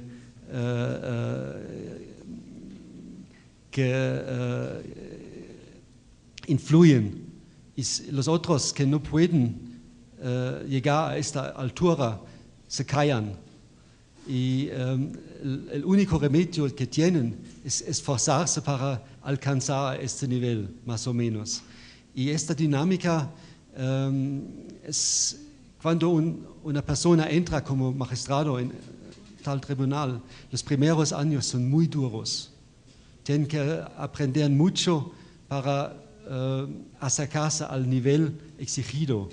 Y por eso confío que este sistema está de una mezcla de diversos sistemas y personajes de diversos sistemas es una garantía muy buena para este nivel. Si las personas entran en el primer momento, representan su propio sistema, pero después de corto plazo se acercan a un entendimiento global en este mismo cuerpo y pierden las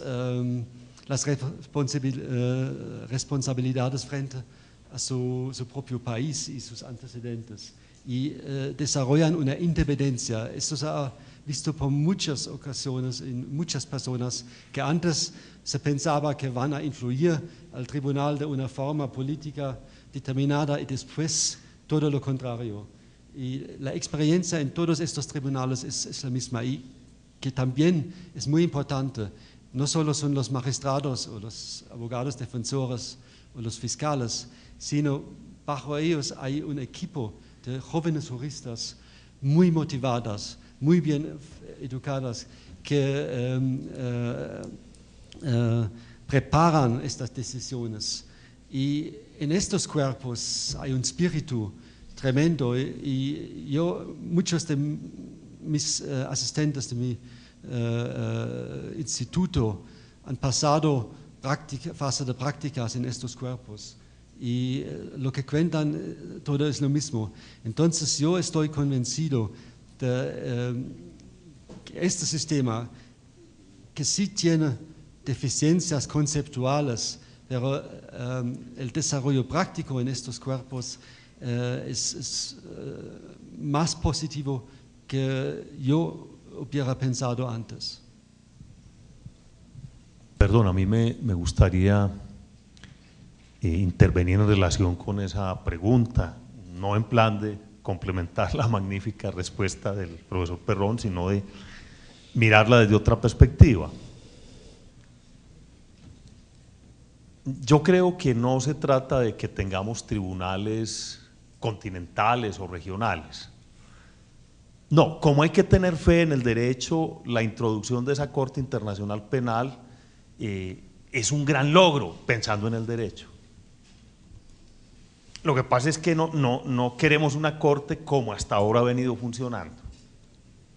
Pero claro, cuando uno compara esa corte con sus 10 años de evolución, con la justicia internacional penal, que de facto tenemos, el avance es muy grande.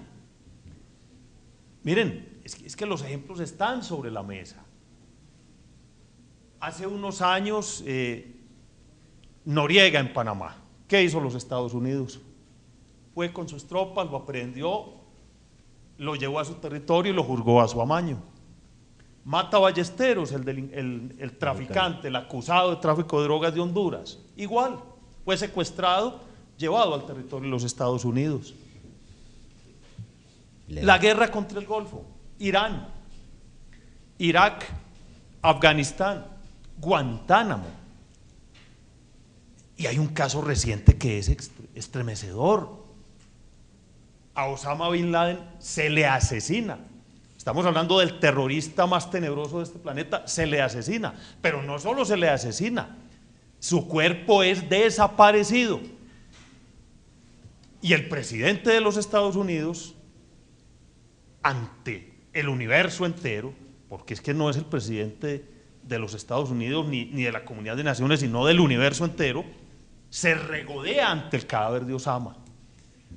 El ingenio popular es magnífico, ¿no? Yo tengo un gran amigo que es médico y al otro día me llamó y me dijo, ¿cómo te parece que ha nacido un nuevo terrorista internacional tras la muerte de Osama? Y dije, ¿pero cómo así?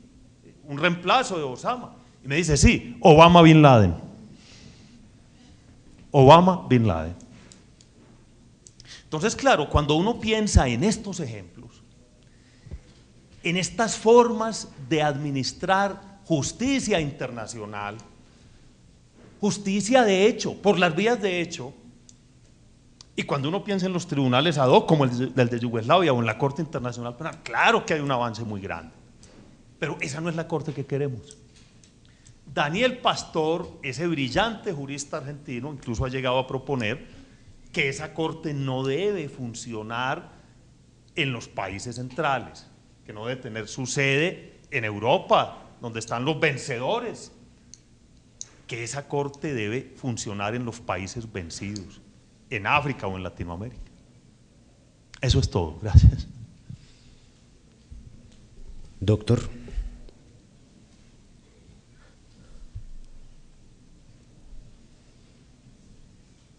Bueno, mi pregunta es para pues cualquiera que quiera responderla, y es si es la jurisdicción universal de la Corte Penal Internacional un obstáculo para procesos de paz en países cuyas instituciones democráticas se encuentran en formación y en donde el costo de la reconciliación involucra una dosis de impunidad.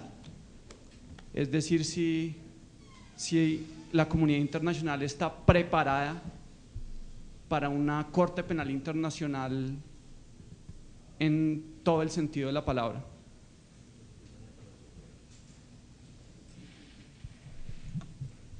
Bueno, es la pregunta del millón que hará la Corte ante amnistías parciales, sistemas alternativos a la persecución penal. En principio se supone que el haber firmado o ratificado el Estatuto de la Corte Penal Internacional obliga al Estado a luchar contra la impunidad, etcétera, pero como ya sabes, hay también la posibilidad de suspender la actividad de la Corte, bien por el Consejo de Seguridad o bien porque el fiscal entienda que no va a ir en favor de la justicia y que no inicie la investigación. Ahí hay dos posibles puertas a no activar la competencia de la Corte en estas situaciones en las que hay un proceso de transición y en las que llevar a los responsables de uno u otro bando, de ambos, ante la Corte supondría prolongar el conflicto, ¿no? Eso es lo que en principio se está interpretando, pero como digo, tendremos que ver un caso real que llegue a la Corte para ver efectivamente qué es lo que la Corte hace, ¿no? Las posibilidades teóricamente existen de que la Corte admita otros sistemas o yo creo que quizás nunca admitiría, hoy en día no se admitiría una amnistía absoluta e incondicionada, ¿no?, como fue la española, por ejemplo, pero amnistías parciales, condicionadas a la verdad, la reparación, etcétera, pues quizás podrían ser admisibles por estas vías que deja abierto el Estatuto. Pero, como digo, bueno, eso son todo elucubraciones y habrá que ver qué hace la Corte cuando llegue un caso de estos. Mi maestro Albin Esak, que era magistrado, como ha dicho, del Tribunal para la Antigua Yugoslavia, me ha contado que en un caso donde él actuó, el acusado era una persona muy importante para el desarrollo de la paz en Bosnia-Herzegovina. Y por eso el tribunal se dio cuenta de ese hecho y por consiguiente adaptó todas sus decisiones a estas necesidades. Por ejemplo, no ordenaron detención provisional para que esta persona podía seguir en el mismo país y ayudar el proceso de la paz. Y también en la sentencia se tuvo en cuenta que él ha trabajado mucho en el proceso de paz como factor mitigante, es el comportamiento postdelictivo.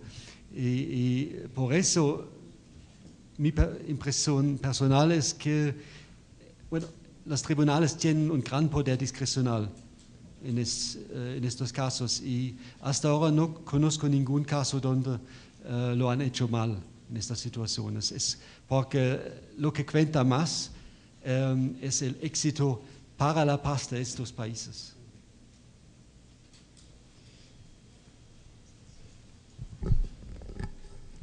¿Alguien más va a preguntar?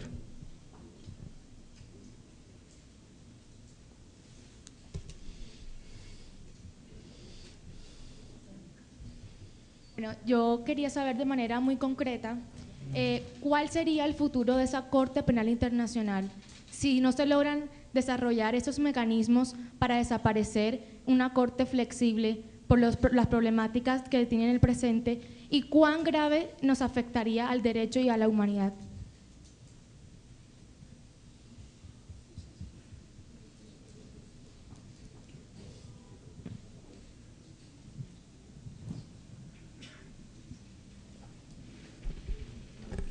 ¿Quién va a responder? Colombia.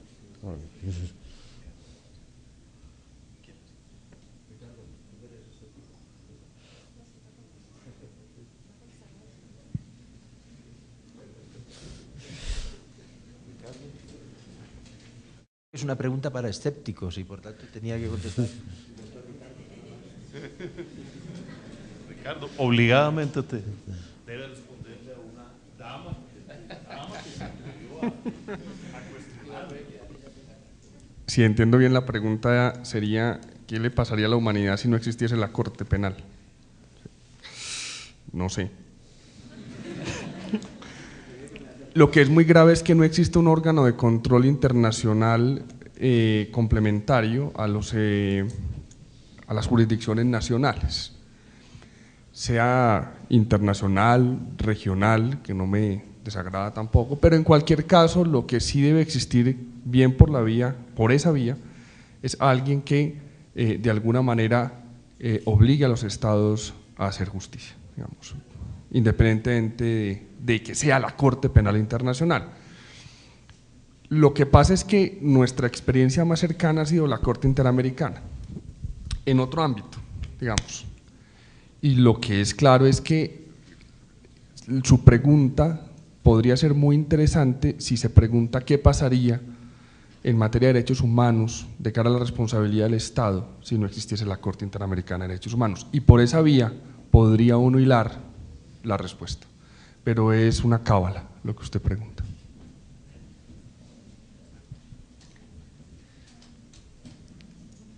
Lo que le espera a la humanidad si no acudimos a mecanismos racionales para solucionar los conflictos, y la Corte, la Cortecita Internacional Penal, porque hay que llamarla así, están haciendo, no lo hago no lo digo de forma peyorativa, lo digo de forma cariñosa.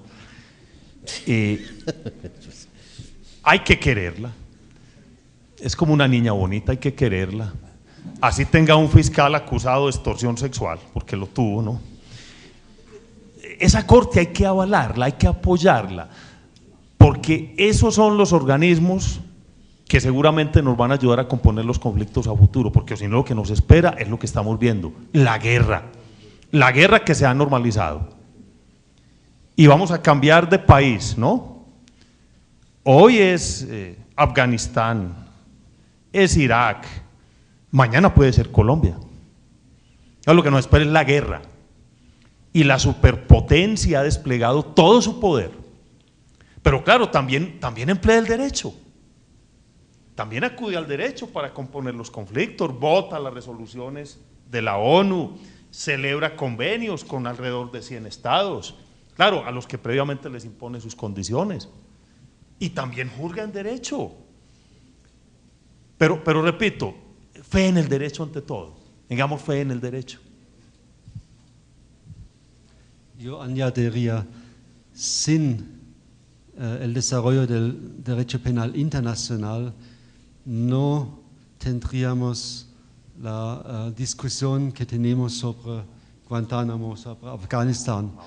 Por ejemplo, hubo un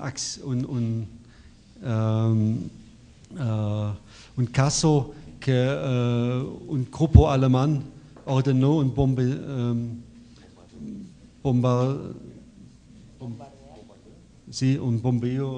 de bombardear un camión con gasolina y se mataron muchas personas civiles y la reacción primera era, bueno, es un acto de guerra. Y luego hubo una discusión muy fuerte en Alemania si, según el derecho internacional sobre conflictos armados, esta acción era legítima y no. Y finalmente el fiscal alemán archivó el proceso por falta del elemento subjetivo, Y sin el contexto del derecho penal internacional esta discusión nunca se hubiera hecho en Alemania. Es decir, la existencia del derecho penal internacional y una comunidad de juristas mundial que hablan la misma lengua y discuten los mismos problemas ayuda mucho en desarrollar el derecho también en los diversos países. Doctor Ricardo Posada. Solo un agregadito, y en eso estoy de acuerdo con el doctor Cristian en algo y con el doctor Gómez Colomer, y es que de todas maneras el proceso es un escenario civilizado, es decir, esa es la vocación del proceso. Y una cosa son los tribunales, digamos, del 93 hacia esta época, y otra cosa son los cuestionables tribunales de vencedores. Digamos, lo que sí ha aportado la Corte Internacional en términos del proceso es eso, es otorgar un mecanismo civilizado de controversias internacionales, bien o mal, funcione o no funcione, pero ese solo hecho ya es rescatable. Bueno, damos paso a la última pregunta.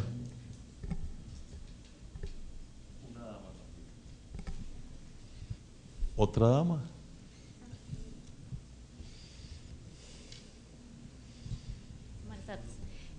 Frente a la anterior pregunta, bueno, independientemente de la existencia de la Corte Penal Internacional, ¿qué garantías puede ofrecer esta frente a erradicar la impunidad y garantizar los derechos humanos frente a la permanente resistencia de países como Estados Unidos a reconocer la competencia de la Corte?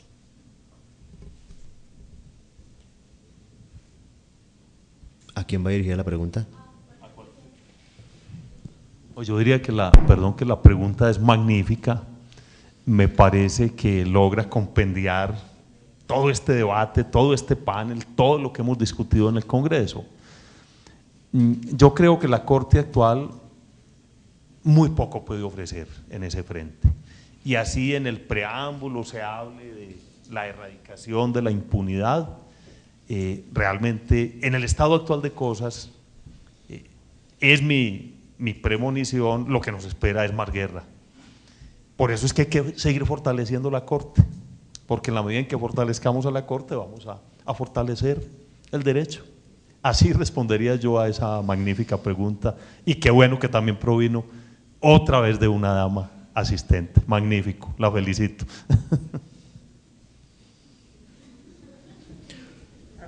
Bueno, pues no siendo más, y ya que se nos ha acabado el tiempo, pues entonces damos por terminado el debate, agradeciéndole a todos nuestros invitados internacionales, a los profesores colombianos y obviamente a ustedes, mil gracias.